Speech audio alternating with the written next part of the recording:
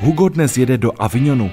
Cestou se zastavíme v Nîmes, podíváme se na Pont de Garde a nebude nás to stát ani euro a nakonec vám řekneme, proč je Avignon nejlepším místem pro přežití zombie apokalypsy.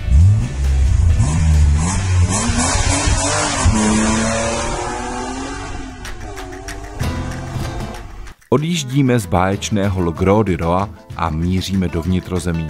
Jsme v Nîmes.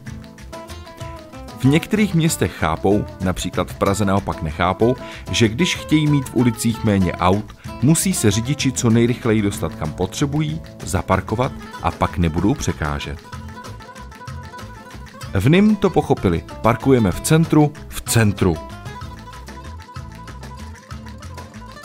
To, co vidíte, je antický amfiteátr z počátku našeho letopočtu. V Nîmes můžete i dnes navštívit tradiční koridu. Sice tu trochu chybí moře, ale Nîmes má příjemnou jižanskou atmosféru a nás asi i mrzí, že jsme tomuto městu věnovali jen krátkou zastávku.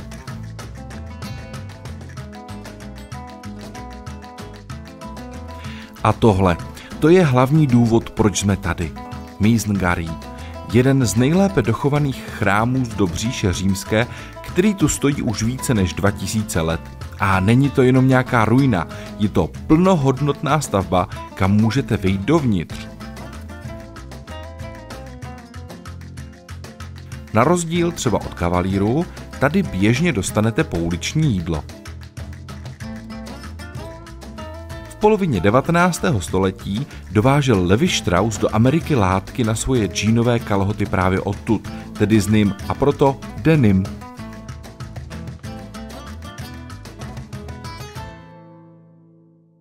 Některé platonové áleje podél silnic nechal vysadit Napoleon proto, aby vrhalý stín a jeho vojákům nebylo takové horko. Jsme na parkovišti u Pont de Garde. Tady se zřejmě platí vstupné, ale je pár minut po 7 hodině a to už Francouzi co? To už Francouzi nepracují. Hugo, vrať tatovi kameru.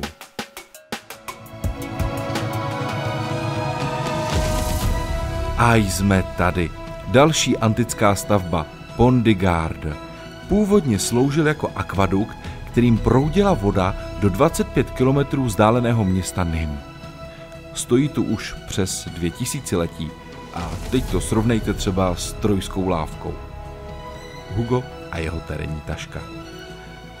Večer nejenže nezaplatíte vstupné, ale odměnou vám navíc bude kouzelná hra světel.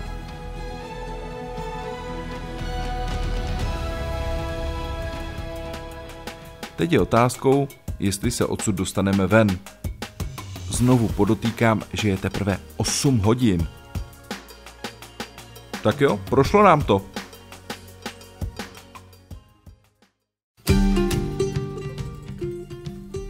Avignon.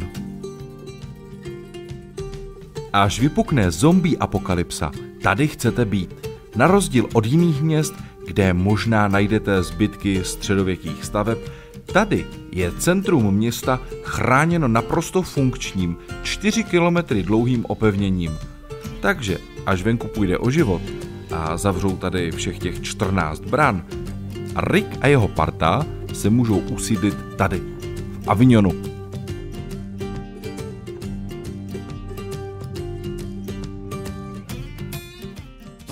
A teď k našemu bydlení v této čtvrti. Nesnáším, když někdo lže, takže když majitel uvede, že má parkování, měl by mít parkování. S dvouletým dítětem je to pak nepříjemná komplikace. Když píše, že je pokoj připravený ode 2, měl by být pokoj připravený od 2, zvlášť když počítáte, že Mimčun půjde ve 2 spát. Schody nekomentuji, ale tohle snad ani není možné považovat za patro.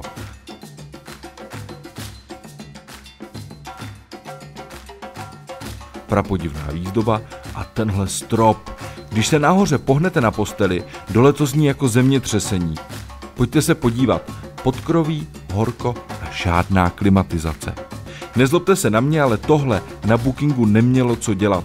Možná na Airbnb, ale na Bookingu fakt ne.